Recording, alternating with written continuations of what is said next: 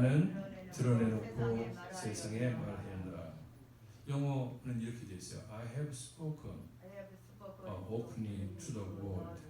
네, 이렇게 돼 있어요. 잘하죠? Have spoken. 과거 플러스 PP 우리 많이 배웠죠. 네, 계속 해왔다는 거죠. 아주 공개적으로 openly, 공개적으로 내가 말해왔다. 누구한테? To the world. 세상에. 여기 세상은 제가 몇 주 전에 말씀드렸죠. 사람을 지칭하는 것이다. 이렇게 세상 사람들에게 공개적으로 말씀을 하셨다. 이런 제목을 가지고 여러분들과 함께 은혜를 나누고자 합니다. 오늘 19절에 이런 말씀이 나와요. 대제사장이 예수님을 신문합니다. 신문하는데 두 가지의 질문을 하고 있어요. 자, 첫 번째 질문은 뭐냐면 제자들에 대해서 물어봅니다. 그리고 이어서 물어보는 질문이 뭐냐면 예수 그리스도께서 도대체 너희가 가르친 교훈이 이게 뭐냐? 이렇게 두 가지를 물어봐요. 좀 이상하지 않습니까? 예수님을 신문하는데 왜 제자들까지 끌어들여서 신문하고 있을까요? 그리고 여기 보면 그의 교훈에 대해 물어봤다 그랬어요. 예수님이 가르친 그 내용이 뭐냐? 이렇게 물어보는 것입니다. 여러분들, 예수님이 3년 동안 이렇게 공개적으로 사람들한테 가르쳤던, 교훈했던 내용이 무엇일까요? 잠시 한번 생각해 보세요. 몇 가지나 기억이 나는지요. 오늘 제가 유인물을 하나 나눠드렸죠? 다 유인물 가지고 계시죠? 네, 두 개의 유인물이 있는데 하나는 이렇게 예수 그리스도의 교훈이라는 제목을 가지고 쭉 제목이 나열되어 있어요. 옆에 페이지가 이렇게 쭉 되어 있죠. 그 페이지로 봤더니 440쪽짜리예요. 이걸 보면 여러분들이 이거 책이구나 라는 것을 짐작을 하실 겁니다. 이 원서는 예수 그리스도의 분부예요. 그런데 제가 오늘은 이 말씀에 맞춰서 19절 말씀에 맞춰서 예수 그리스도의 교훈이라고 이렇게 한번 바꿔봤습니다. 예수 그리스도의 분부 제가 거의 1년 반 동안 가르쳤는데 우리 교회에서 그것을 온전히 마치신 분이 4분밖에 안 계세요. 누구라고 제가 얘기는 않겠습니다. 1년 반 이상을 제가 심혈을 기울여서 가르친 이 내용, 예수 그리스도의 교훈이죠. 이 내용에 보면은 예수님께서 교훈을 했는데 교훈을 한 대상들이 마귀에게도 교훈을 했어요. 마귀도 가르쳤습니다. 여기 이 나눠드린 두 번째, 세 번째, 네 번째가 마귀에게 교훈한 거예요. 예수님께서 광야에서 40일 동안 금식을 할 때 예수님의 그 금식을 방해하는 시험하는 마귀한테 이렇게 얘기하죠. 말씀은 생명의 양식이다. 또 주의 하나님을 시험하지 마라. 또 세 번째 이렇게 하죠. 하나님께 경배하고 오직 그분만을 섬기라. 이렇게 예수님을 시험하는 마귀에게 예수님이 이렇게 가르칩니다. 그뿐만 아니죠. 서기관 바리새인들한테 뭐라고 그럽니까? 기도를 위선적으로 하지 마. 구제를 가식으로 하지 마. 금식을 위선적으로 하지 마. 전통 속에 빠져 있어서 하나님의 말씀대로 살지 않고 전통에 빠져 있지 마. 이런 교훈을 하십니다. 그리고 제자들한테도 하시죠. 산상수훈이나 이런 말씀을 통해서 제자들한테 심령이 강해야 된다. 온유해야 된다. 이런 가르침을 해주세요. 이게 다 교훈이죠. 예수님께서 교훈을 이렇게 말씀으로만 하신 것이 아니고 행동으로도 보여주셨어요. 행동으로 뭘 보여줬습니까? 저녁이 되면 그 피곤한데 하는데도 조용한 산에 들어가서 밤새도 기도하시고 그런 모습을 보여주셨어요. 또 병자들을 불쌍히 여기서 만난 병자들을 다 고쳐 주시고 사람들을 괴롭히는 마귀를 물리쳐 주시고 오병이의 기적으로 배고파하는 사람들에게 밥을 주시고 물 위를 걸으셔서 하나님의 능력을 보여주시고 물을 부어주게 해주시고 이런 행동을 통해서도 하나님이 어떤 분이신지를 예수님께서 보여주셨어요. 그리고 제자들한테 마지막으로 뭐라고 하셨습니까? 너희가 온 세상으로 가서 세상 사람들을 제자로 삼아 내가 가르친 것 분부한 것을 모두 가르쳐 지키게 해라. 내가 세상 끝날까지 너희와 함께 있을 것이다. 이런 말씀으로 마태복음을 끝내지 않습니까? 28장을 끝내죠. 이렇게 제가 마태복음에 있는 예수님의 그 분부하신 교훈의 내용이 뭘까를 정리해봤더니 약 몇 가지 정도 됩니까? 120가지 정도가 되죠. 원본에는 이게 3번 수정을 한 거예요. 원본 처음 최초본에는 120가지였어요. 근데 원본을 수정하면서 너무 제가 주관적인 내용이 들어가 있는 것 같은 부분, 그런 3부분을 빼고 117가지 예수님이 분부하신 것, 교훈하신 것이라고 정리해놓은 책입니다. 이 중에서 하나라도 당시에 제사장이 질문할 만한 책을 잡을 만한 예수님의 가르친 교훈이 유대교에 벗어난 게 없어요. 제가 볼 때는 하나도 없습니다. 유대교가 따르는 것이 무엇입니까? 모세의 오경을 중심으로 따르고 있잖아요. 하나님의 말씀을 온전히 따르고 있지 않습니까? 그 유대교가 따르는 모세의 오경에서 예수님께서 말씀하시는 것이 하나도 벗어난 것이 없습니다. 오히려 그 율법들, 말씀들을 더 완전하게 하기 위해서 이렇게 말씀하셨던 거예요.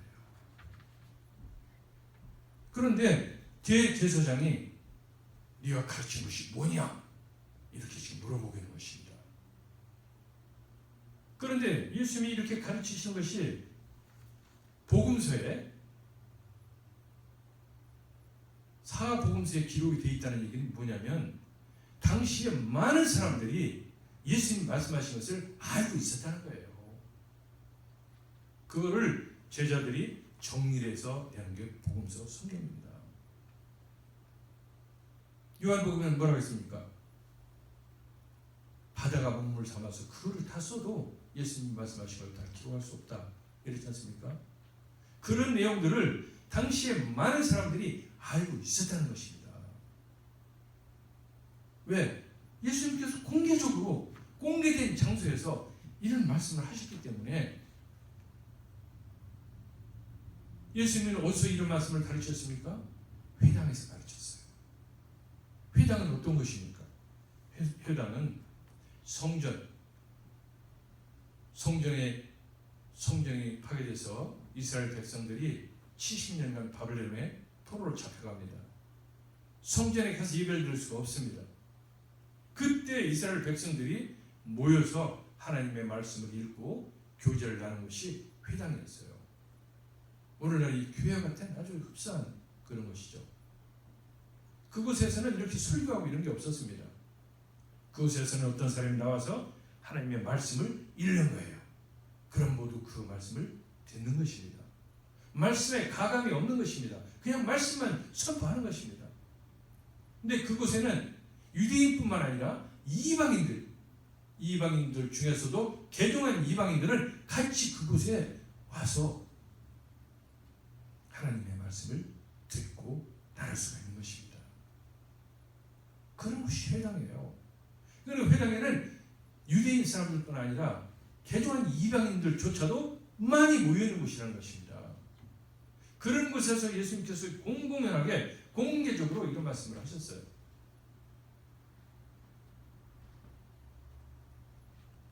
어떤 분은 회당이니까 제사장은 거기 없었을 거야. 제사장은 성전에 있었으니까. 이렇게 말하는 사람도 있을 것입니다. 그런데 복음서 말씀해 보니까 예수님께서 성전에서 가르치시고 성전에서 병자를 낫게 해주시고 마귀를 물리쳐주시고 한 기록이 많이 나와 있죠. 그럼 그 성전에는 누가 있어야 됩니까? 대제사장과 제사장과 서기관들과 바리새인들, 믿음이 좋다는 자들이 그곳에 있어야 되는 거 아닙니까? 그럼 그곳에서 예수님이 행하시는 말씀하시는 것을 제사장들이 못 들었을 리가 없는 것이죠. 성경에서는 뭐라고 기록하고 있습니까? 대제사장 중에서도 예수님을 따르는 자들이 생겼다. 이렇게 기록하고 있지 않습니까? 그렇기 때문에 제사장이 그걸 알고 있는데 대제사장이 모를 리가 없는 것이죠.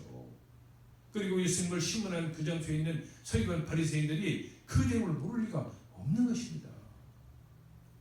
그런데 왜 무엇을 가르치냐고 물어봅니까? 당연한 얘기를 할 텐데.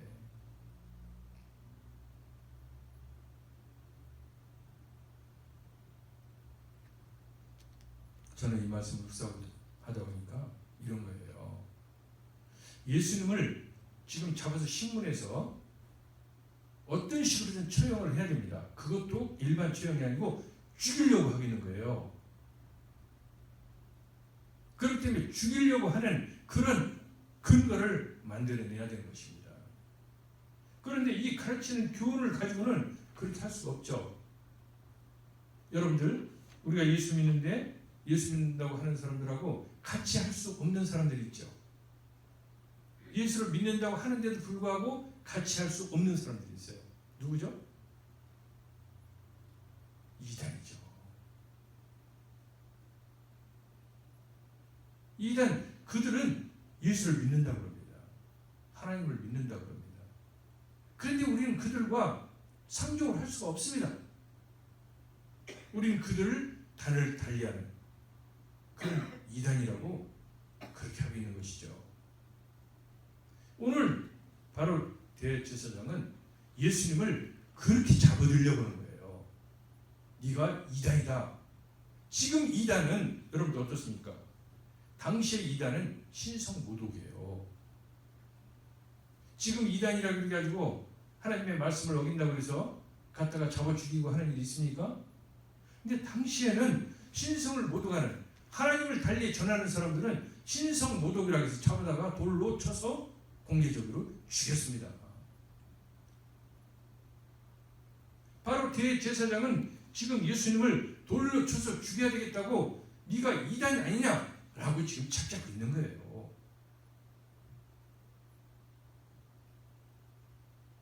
그런데 이 말씀, 예수님이 전할 말씀 중에서 어느 한 가지도 정상적인 대제사장이고 서기관이고 말씀을 가르치는 그런 랍비고 이런 사람들이라면 책잡을 게 없습니다.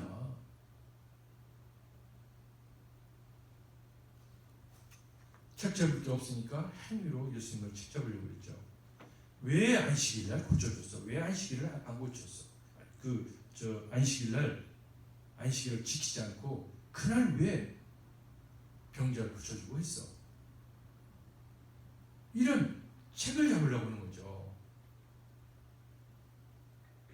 예수님이 그런 사람들한테 뭐라고 했죠? 안식일의 주인은 나다. 당연하죠. 안식일은 누가 만들었습니까? 하나님이 만드신 거죠. 예수님이 누구십니까? 하나님이시죠. 하나님의 아들이죠. 그리스도는 누굽니까? 하나님이 세우신 세상을 구원할 구세주죠. 하나님이 아니고 이 세상을 구원할 그리스도가 있을 수 있습니까? 없죠. 하나님만이 그리스도가 될 수 있는 것입니다. 그래서 그 그리스도, 예수님께서 메시아, 그들이 유대인들이 그렇게 기다리던 메시아, 그리스도가 이 땅에 오신 것입니다.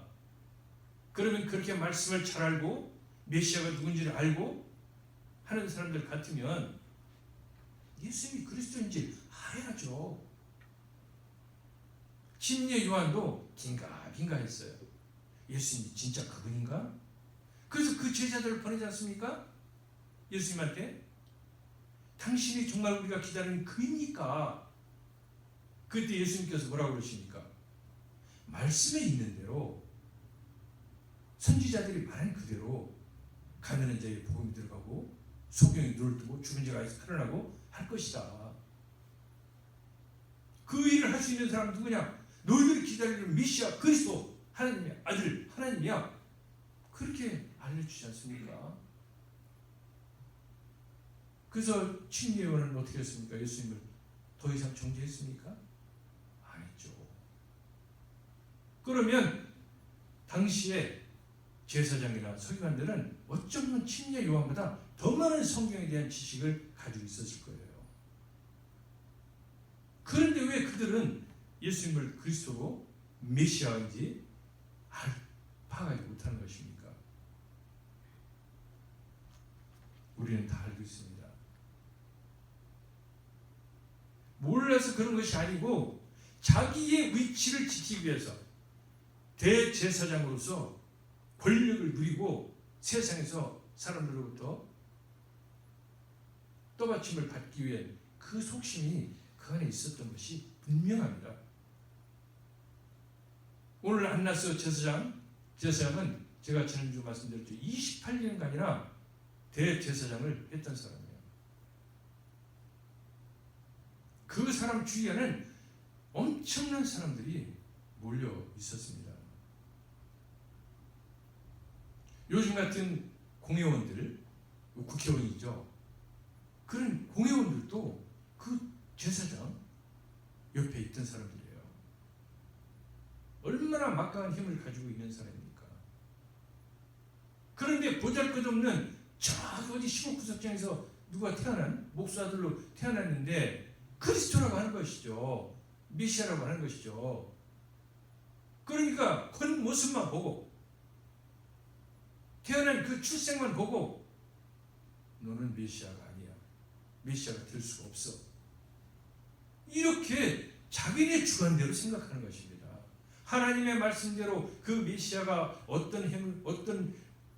무슨 일을 행하시며 하는 그것을 봤으면은 어떻게 3년 동안 예수님이 죽은 자를 살리고 물을 걸으시고 숱한 이적과 기적을 일으켰는데 그걸 보면은 성경을 한두 번 본 사람도 알 거예요. 메시아가 오시면 그 일을 하신 것이다. 그러면 이런 신문도 할 수도 없고 네가 가르친 교훈이 뭐냐 이렇게 물어볼 수도 없는 거죠.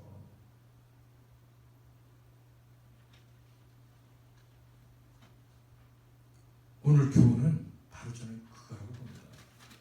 오늘 말씀에는 교훈이라고 이렇게 되어 있지만 저는 네가 무슨 교리냐, 네가 가르치는 교리가 도대체 뭐냐, 우리 유대교하고는 틀린데 네가 가르치는 교리가 도대체 뭐야? 너 사이비 교주지? 신성 모독이지? 이렇게 해서 예수님을 잡아 죽이려고 하고 있는 의도인 게 분명해요. 그럼 예수님만 죽이면 되지 제자들은 왜 거론합니까? 당시에는 여러분들 잘 아시겠지만 이스라엘이 로마 통치하에 있었죠. 로마 식민지하에 있었습니다. 그렇기 때문에 그 식민지를 통치하는 사람들이 가장 두려워하는 게 뭔지 아십니까? 봉기예요. 민중 봉기입니다. 반란을 가장 무서워하는 것입니다.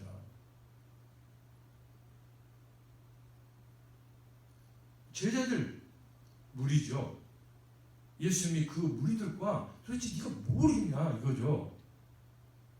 이것은 무엇입니까? 이제 이들이 책을 못 잡으면은 저 빌라도에게 데리고 가서 세상적으로 처벌하게 해야 됩니다. 밀란을 일으켜요. 반란을 일으켜. 그것은 대제사장이 처벌할 사항이 아니에요. 그러니까 제자들 무리들과 함께 다니면서 네가 민중들을 선동하고 했다. 그것을 가지고 이제 빌라도에게 보낼 거예요. 그것을 그런 지금 근거를 만들고 있는 것입니다. 얼마나 악랄합니까? 제가 지난 시간에 그랬죠. 교회에서 해결할 수 있는 그것은 교회에서 해결해야 됩니다. 그런데 뻑하면은 들고 가. 세상에서 재판해달라고. 어떻게 세상에서 교회 일을 재판합니까? 교회에서는 동성애하면 안 돼. 낙태하면 안 돼. 하나님의 말씀대로 그렇게 돼 있는데 세상 재판소에 가면은 그 동성애도 돼. 낙태해도 돼. 이혼해도 돼. 이렇게 심판할 텐데 그게 하나님을 따르는 하나님의 법을 따르는 사람들입니까? 아니죠. 대제사장 분들도 마찬가지예요. 왜 교회사 안에서 영적으로 인하는 종교적으로 인하는 그런 일을 세상에 넘겨서 예수님을 죽이려고 하는 그런 생각을 하냐는 거예요. 저는 보통 사람 머리 같아서는 그 생각이 안 날 것 같아요. 그런데 이 대제사장 그 사람 주위에는 그 당시에 학식이 있다는, 권력이 있다는, 똑똑하다는 모든 사람들이 몰려있는 것입니다. 니고데모 같은 공회원도 있고 요셉 같은 공회원도 있고 똑똑한 사람들, 신앙이 좋은 사람들, 이런 사람들이 몰려있는 거예요. 오늘 이 재판장에 그 사람들이 다 있는 것입니다. 그 사람들이 합심해서 예수님을 신문하고 있는 거예요. 그러니 그 사람들이 대제사장한테 모두 맡기고 했겠습니까? 제가 선거해 보니까 그 사람들이 여러 차례 모여서 회의했을 거야. 야, 이렇게 하자. 이렇게 하면 죽일 수 있어. 이렇게 하자. 이렇게 하면 회복 안 되면 이렇게 하자. 이렇게 하면 민중 봉기라고 갖다 붙일 수 있을 거야. 이렇게 얘기하면 우리 교리에 틀리다 해가지고 저걸 신성 노적으로 죽일 수 있을 거야. 아마 이것들을 그 브레인들이 똑똑한 사람들이 모여가지고 아마 여러 차례 고민하면서 회의를 했을 거예요. 그 연구한 결과를 가지고 대제사장이 오늘 질문을 하고 있는 것입니다. 교회 안에서 문제를 일으킬 때 그냥 안 일으켜요.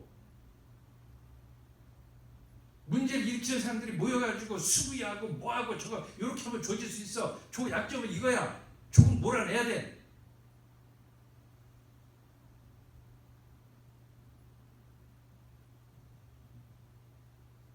왜 이렇게 나쁜 것을 이 시대에는 본받았는지 모르겠어요.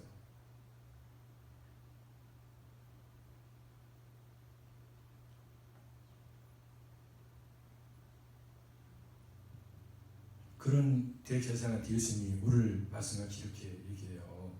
내가 드러내놓고 세상에 말하였노라. 모든 유대인들이 모이는 회당과 성전에서 항상 가르쳤고 은밀하게는 아무것도 말하지 아니하였다. 모든 유대인들이 어떤 유대인들입니까? 유대교를 따르는 그런 유대인들이에요. 하나님 하면은 그들은 저기 그리스에 같이 살면서도 절기만 되면은 그 당시 비행기가 있어요. 뭐가 있습니까? 배라도 좋습니까? 노전은 배 타고 걸어서 오고 말도 못 탔을 거예요.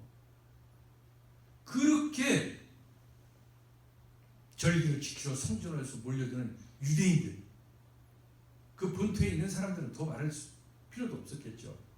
이렇게 하나님 하면은 죽기 살기로 생명을 다해서 지키려고 하는 사람들, 그게 유대인들 아닙니까 당시에? 그 사람들이 몰려있는 회당과 성전에서 예수님이 공개적으로 지금까지 가르쳤다는 것입니다. 이렇게 잘못했으면 내가 지금 여기 있었겠냐 이 말씀이에요. 맞아 죽었지 벌써. 성전에서 끌려와서 맞아 죽었든지 회당에서 끌려나서 맞아 죽었든지 내가 그렇게 맞아 죽었을 거야. 그런데 내가 지금 이렇게 살아있잖아. 그 얘기는 뭐냐? 내가 너희들한테 죽을 만한 그런 짓을 한 적이 없어. 이렇게 지금 예수님이 우회적으로 말씀하시고 있는 것입니다. 21절에 있잖아요. 어찌하여 내게 묻느냐? 내가 무슨 말을 했는지 그 들은 사람들한테 물어봐. 당시의 법은요 이랬어요. 재판할 때 가해자, 예수님이 지금 가해자죠? 가해자의 말은 듣지도 않았습니다. 요즘도 그렇잖아요. 변호사들이 다 하지 가해자 말은 잘 안 듣잖아요. 판사가 변호사를 세워야지. 특별히 뭐 민사소송이나 이런 거 할 때는 본인이 직접 가서 하고 하지만 형사소송이나 이런 것들은 대부분 변호사를 세워서 판사가 그 변호를 듣지 본인이 직접 말하지 않습니다. 이 당시는 더 그랬어요. 가해자가 말하는 것은 아무 효력이 없었습니다. 그런데 그 가해자한테 지금 질문하고 있는 거예요. 그 질문에서 답변해봐야 효력이 아무것도 없는 것입니다.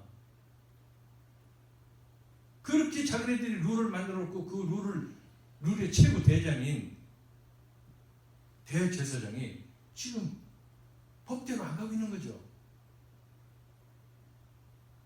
성경에 있는 율법대로도 지키지 않을 뿐만 아니라 세상에 지금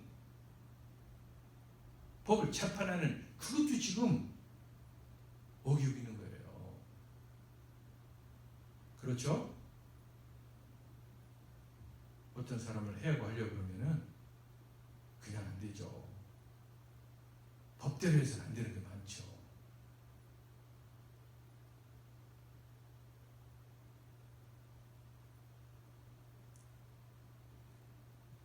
예수님이 뭐라고 봅니까? 들은 사람들한테 물어봐. 그 당시의 법은 그거였어요. 증인들이 나와서 그거를 증언하는 겁니다. 그럼 재판장은 그 증언을 듣고 판단하는 거예요. 그러니까 예수님은 지금 뭐예요? 법대로 해라. 지금 이렇게 말씀하시는 거예요. 왜 법대로 나한테 물어봐? 들은 사람들 많이 있으니까 그 사람들 증인을 세워서 물어봐라. 이렇게 대제사장을, 그 대제사장이 제가 생각해보니까 그렇더라고요. 그때 예수님 그 말씀을 하실 때 그곳에 똑똑한 사람들이 다 있었다고 그랬죠. 그 사람들은 그런 생각을 했을 거예요. 맞네. 물어볼 필요 없잖아. 우리 법은 증인들 얘기만 들으면 되지. 뭐 신문해. 아마 대제사장도 그 순간에 정상적인 사람이라면 가슴이 뜨끔하지 않았을까. 왜? 지금 법을 어기고 있으니까. 룰을 어기고 있으니까. 그런 생각이 들어요. 그게 얼마나 대제사장을 무한하게 했든지 대제사장은 한마디 말도 못하고 그 곁에 섰던 대제사장의 하수이라고 되어 있죠. 여기는 아랫사람이라고 되어 있어요. 그 아랫사람이 대신 나서서 대제사장의 화풀이를 해줍니다. 그 대제사장의 아랫사람이 예수님한테 와서 너 어떻게 감히 대제사장한테 그럴 수 있어? 그래서 뺨을 갈기는 거예요. 응? 아니 지금 재판하고 있는데 엉뚱한 사람이 와가지고 가해자 뺨을 때리고 있는 거예요. 아직 재판 중인데 대제사장이 아직 잘했냐 잘못했냐 지금 결판을 안 냈습니다. 못 내고 있어요. 그 아랫사람한테 예수님께서 이렇게 말씀하시죠. 내가 말을 잘못하였으면 그 잘못한 것을 증언하라. 바른 말을 하였으면 네가 어찌하여 나를 치느냐. 너도 내가 그동안에 말하는 거 3년 동안 얘기하는 거 너도 다 들었잖아. 사람들한테. 그러면 네가 그것을 대제사장한테 증언을 해. 예수가 이렇게 말했는데 그것은 잘못된 거다. 이렇게 증언을 해야지. 네가 왜 그 증언을 않고 나를 와서 때리느냐. 이 얘기는 저는요, 어떻게 예수님이 그 아랫사람한테 그렇게 할 수도 있지만 저는 곰곰이 생각해 보니까 아랫사람한테 얘기를 한 게 아니고 대제사장한테 얘기하는 거예요. 대제사장, 나한테 신문하지 말고 증인할 수 있는 증인들을 불러서 그 증언을 드려야지. 어떻게 나한테 이렇게 모욕을 주고 뺨을 따는 식으로 이렇게 모욕을 주느냐. 저는 그렇게 들렸어요. 대제사장도 아마 그렇게 들리지 않았을까 하는 생각이 저는 들었습니다. 정말 그가 온전한 대제사장이라면은 그런 생각이 들었을 거라고 저는 봐요. 양심이 조금이라도 있는 사람 같으면은. 그래서 그런지 그는 더 이상 신문을 하지 않습니다. 안나스가 그 제사장이 예수를 결박해서 그대로 대제사장 가야바에게로 보내니라. 오늘 24절 말씀이죠. 예수님이 잘못되어 있고 그 신문한 그 결과가 온전하면 뭐로 보냅니까? 그 자리에서 신성 모독을 해서 돌을 쳐서 죽이자 이러면 될 텐데 아무것도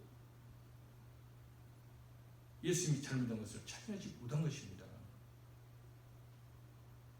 그러니까 가야바한테 저는 보낸 거다. 그것도 놔줘야 되는 거 아닙니까? 자기가 판단해서 잘못한 게 없으면 놔줘야지. 왜 가야바한테 보냅니까? 안나스는 실질적인 대제사장이 아니죠. 이제 예수님을 세상의 법으로 처리하는 데까지 가야 되는데 그렇게 하려면 빌라도와 상대할 수 있는 사람 대제사장은 자기가 아니죠. 가야바인 것입니다. 그러니까 가야바한테 보내는 거예요. 잡은 그대로 결박해서, 그것도 그냥 끌고 간 게 아니라 결박해서 보냈다고 이렇게 기록하고 있습니다. 사랑하는 성도 여러분, 예수님이 왜 결박을 당해서 이런 신문을 받아야 됩니까? 이 117가지 마태복음에 있는 내용까지만 이 내용을 보면은 모두 다 저와 여러분을 위한 거예요. 하나도 세상 사람들이 악하게 되라, 세상 사람들이 하나님을 대적해라 이런 얘기가 없습니다. 오히려 하나님을 잘 숨겨야 된다. 하나님을 죽도록 사랑하시 첫째 계명이다. 둘째 계명은 너희들끼리 잘 지내야 된다. 네 이웃을 사랑해야 된다. 그게 모든 율법을 완성하는 거다. 하나님의 말씀을 완성하는, 이거보다 더 위대한 그런 율법이 어디 있습니까? 그 안에는 대제사장도 포함되어 있고 바리새인도 포함되어 있고 서기관도 포함되어 있고 공의원도 포함되어 있고 다 포함되어 있는 것입니다. 그 이웃에는.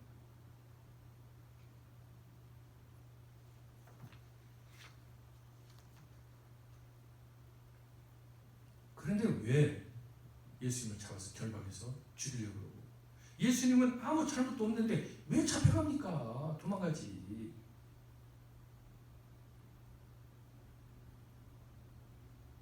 그래서 피하면 되잖아요.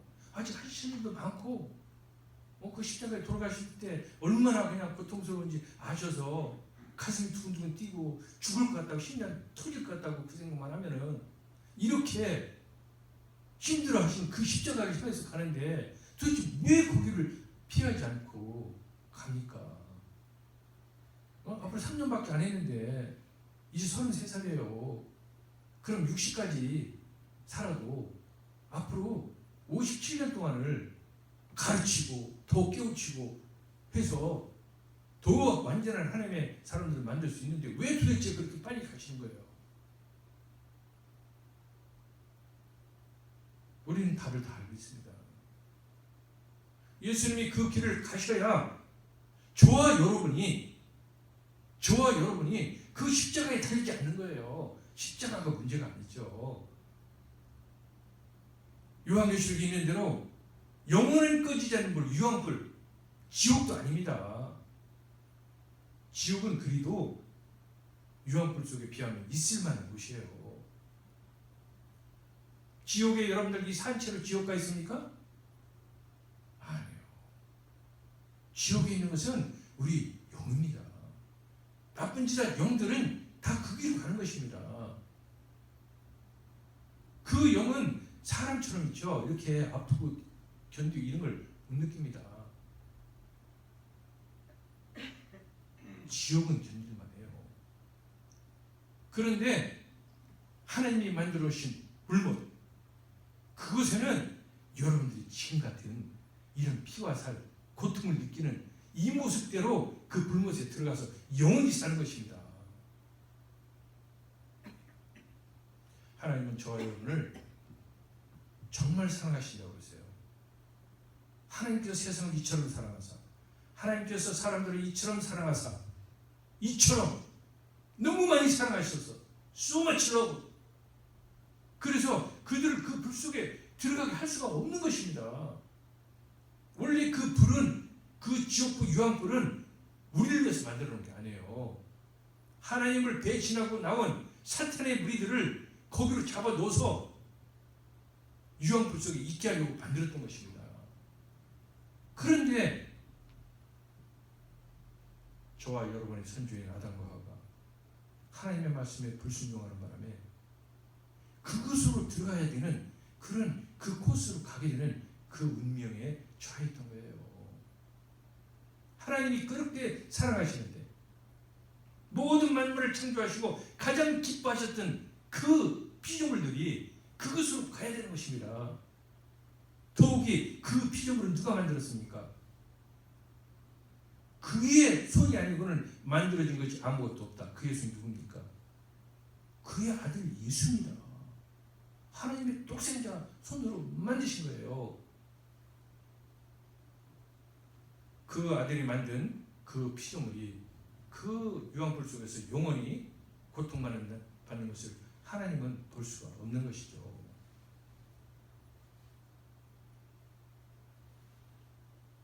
저와 여러분을 그 불꽃 속에서 건져내시기 위해서 예수님께서 저와 여러분의 죄를 대신 지고 십자가에서 그 피를 흘려야, 속죄의 피를 흘려야 되기 때문에, 그 미션을 받고 예수님이 이 땅에 오셨기 때문에 더 이상 그 때를 피하시지 않고 하나님의 뜻대로 그것으로 가고 계신 것입니다. 예수님은 피하고 싶었어요. 겟세마네 동산에서 피하고 싶어서 3번씩이나 간절히 기도했습니다. 그런데 아버지의 뜻대로 그 길을 가시고 결심하시고 지금 와 계신 거예요. 이제 대제사장한테 가고 빌라도에게 고난받고 군병들의 채찍을 맞고 십자가에 달리고 그 무거운 십자가, 그 반죽음 초죽음이 된 상태에서 그 무거운 십자가를 지고 또 저기 그 시내에서 골고다 언덕까지 걸어가야 되고 다 아십니다. 주님은 따르고 계세요. 그리고 결국은 십자가에 못 박혀서 피와 물을 다 쏘시면서 그 극한 갈증과 고통을 겪으면서 죽어야 되는 모든 것을 알고 계신 것입니다. 그런데 피하지 않았어요. 이 세에서 있는 것처럼 죄물 지옥에서 끌려가는 순한 어린 양처럼 그 길로 지금 가고 계신 것입니다. 누구 때문에요? 바로 저와 여러분 때문에 그런 거예요. 우리가 예수님께서 우리 때문에 그런 고통을 당하셨고 오늘 이렇게 수모를 당하셨다는 것을 알게 되면은 우리한테, 여러분한테 지금 이 시간에 감동의 물결이, 감격이 밀려와야 됩니다. 어떤 감격? 내가 믿는 주님 예수 그리스도가 그런 분이셨구나. 감격해야죠. 감동해야죠. 그래서 밋밋하게 있을 수 있습니까? 우리한테 그런 감격이 있어야 이 세상 살아나가면서 여러 가지 예수를 믿음으로 인해서 여러 가지 힘든 일이 생길 때 그 감격과 감동 때문에 이겨낼 수 있는 것입니다. 이 세상은 별거 아니다 이렇게 이겨낼 수 있는 거예요. 최근에 이건희 회장 여러분들 그 유산 때문에 한국이 시끌벅적한 거 알고 계시죠? 그분이 정말 멋진 얘기를 하시더라고요. 저는 삼성의 그 임원급으로 삼성에 스카우트 됐었는데 그래도 교육을 똑같이 받았어요. 다른 사람들하고 일반 직원들하고. 그런데 거기서 책을 한 권 주더라고요. 이건희 에세이라는 책을. 그 책의 내용이 너무 좋아서 제가 삼성을 퇴직하고서도 다른 책은 안 가지고 다녀도 그 책을 가지고 다녔습니다. 그리고 우리가 교수하면서 그 책을 가지고 학생들한테 강의를 한 적도 있어요. 근데 교재가 없어요. 근데 그걸 카피해서 써도 되지만 그러면 불법이 되잖아요. 그래서 제가 삼성전자 그 홍보실에 삼성그룹에 홍보실에 전화해서 제가 이러이러한 사람이었습니다. 그런데 이건희 회장님 말씀이 너무 좋아서 학생들한테 그런 마인드를 심어주면 회사에 가서 정말 열심히 일하고 훌륭한 사람들 될 것 같아서 강의를 하려고 하는데 책이 없습니다. 내가 복사해서 좀 쓰려고 하는데 허락해 줄 수 있습니까? 라고 편지를 보냈어요. 그랬더니 거기서 답변을 기다리십시오. 몇 주 지났는데 답변이 왔어요. 30권을 보내드리겠습니다. 복사해서 쓰시지 말고 그 30권 회사에서 보관하고 있는 것을 드릴 테니 그걸 가지고 하십시오. 이렇게 해서 그 책을 받아서 학생들 강의할 때는 달아주고 끝나면 회수하고. 그런데 그분이 정말 유명한 말씀을 하셨더라고요. 이번에 보니까 그 말씀은 그 얘기 없어요. 수위에는 주머니가 없다 이 말씀을 하셨다는 거예요. 저는 수위에 주머니가 있는지 없는지 솔직히 잘 관심을 안 가져봤습니다. 제가 장례 직전도 해보고 이랬는데도 그거 자기 못 봤어요. 그러고 보니까 돌아가신 분한테 뭐 어디 뭐 돈 이렇게 해가지고 어디 띄워주기도 하고 하더니 그게 주머니가 없어서 그랬구나. 그 유언을 받아가지고 그 후손들이 1조에서 10조의 값어치가 있는 그 미술품을 다 기증했다고 하잖아요. 그것 때문에 수위에는 주머니가 없다. 아무것도 안 가져간다는 거죠. 우리도 그렇습니다. 이 세상에 있는 것들은 명예가 됐든 권력이 됐든 여러분들이 가지고 있는 그 자존심이 됐든 뭐가 됐든 하나도 못 가져갑니다.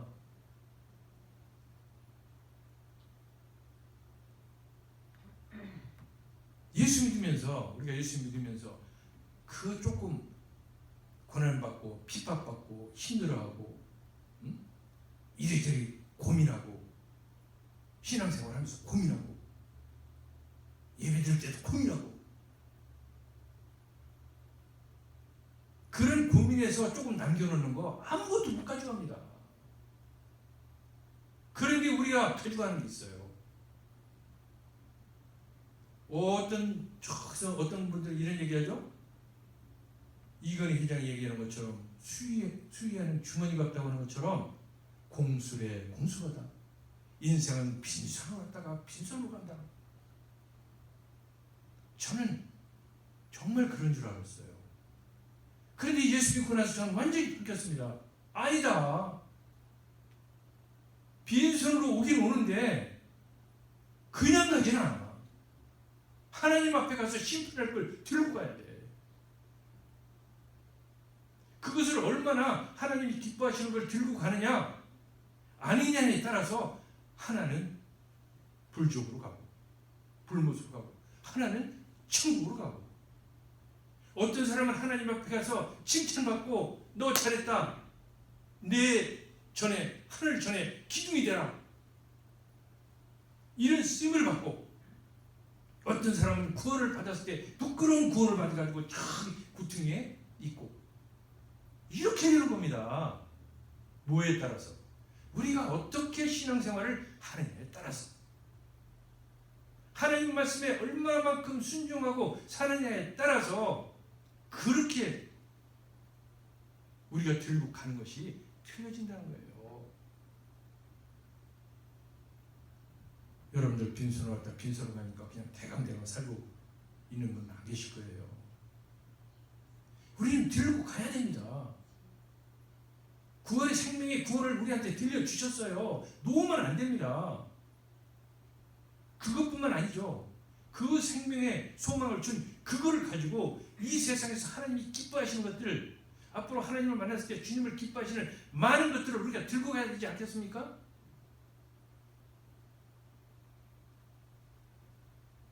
그래야 오늘 예수님이 이렇게 대제사장, 서기관, 바리새인들 많은 사람들 앞에서 모욕당하고 숨어당하고 이제 다음에는 곧 채찍에 맞고 십자가에 달리고 하는 이런 고난에 10,000분의 1이라도 100,000,000분의 1이라도 보답할 수 있게 되는 것입니다. 한국도 그렇고 미국도 그렇고 개 많이 키워줘야 하는데 애완견들 밥 먹여주고 이뻐해주면요, 제가 얘기 들어보니까 집에 들어가면 난리래. 쥐 났다고 이뻐가지고 풀풀 뛰고 난리라고 그래요. 응? 그런데 하물며 인간이 자기를 위해서 그렇게 목숨을 바치시고 그런 고통을 당하시고 피를 흘리신 그분 때문에 내가 하나님의 아들이 됐는데, 하나님의 자녀가 됐는데, 영원한 소망을 가졌는데, 그분을 섬기는데 와서 그래? 이거 안 되죠. 그분을 섬기는데 이리저리 치라고 할까 말까 이럴까 저럴까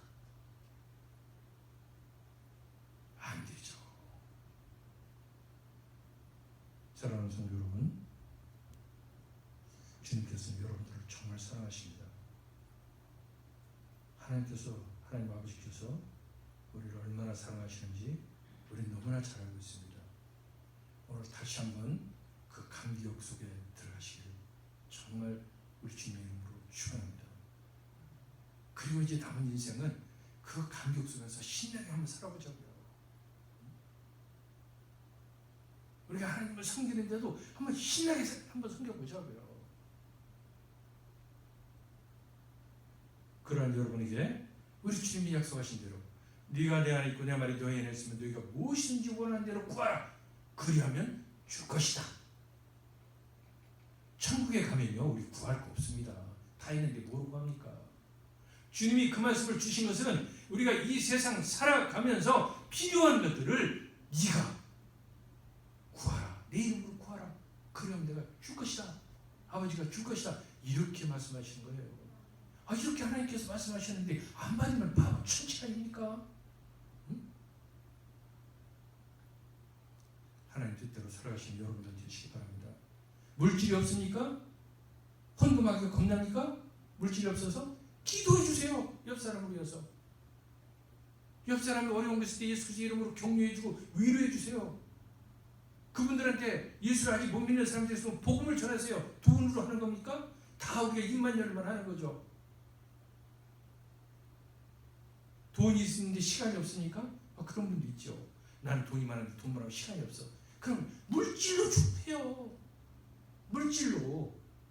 그리고 시간이 있어서 그 일을 할 수 있는 사람들이 그 돈을 가지고 뛸 수 있도록 열심히 돈을 벌어서 그 물질을 선한 곳에 사용하세요. 우리 이제 인생 다 끝났으니까 얼마 안 남았으니까 그런 말은 하나 많아요. 이렇게 들으십니까? 자손들이 그렇게 되게 하세요. 돈 벌려고는 기업하는 자손이 있습니까? 열심히 기도해 주세요. 그리고 그 자손이 선한 일에 그 일을, 그 돈을 물질을 사용할 수 있도록 그렇게 가르치세요.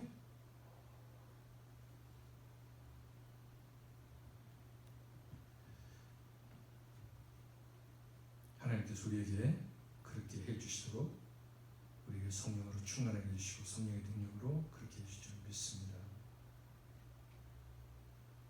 오늘 주님을 생각하시면서 기도하며 합시다. 전능하시며 좋으신 아버지 하나님, 도대체 우리가 무엇이란데 이리 살펴봐도 저리 살펴봐도 별 볼 일 없는데 어떻게 우리를 위해서 하나님이 채찍에 맞으시고 십자가에서 죽으실 수가 있으십니까?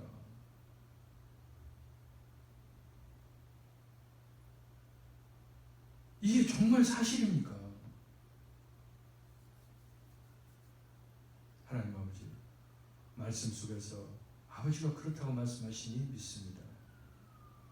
아버지가 우리를 이렇게 사랑하셔서 이처럼 사랑하셔서 우리에게 그 아들을, 우리를 위해서 그 아들이 십자가에 못 박혀 죽게 하셨다는 것, 그 말씀이 있기 때문에 우리가 그 말씀을 믿습니다. 그 말씀을 믿을 수 있도록 우리에게 성령으로 충만하게 해주시고 그 성령 하나님께서 우리에게 그런 믿음을 주셔서 알게 하셨으니 우리가 그것을 믿습니다. 우리가 그 믿음으로 이제 하나님이 기뻐하시는 삶을 살기를 원합니다. 남은 인생만이라도 우리가 하나님 주시는 그 감격 속에서 감동을 받고 살아갈 수 있도록 하나님 우리에게 긍휼과 자비를 베풀어 주시옵소서. 눈에 보이는 작은 것들에 일배해서 우리가 소망 없는 사람들처럼 살아가지 않게 하여 주시옵소서. 우리 주님 예수 그리스도 이름으로 감사드리며 기도 올려옵나이다. 아멘. 할렐루야.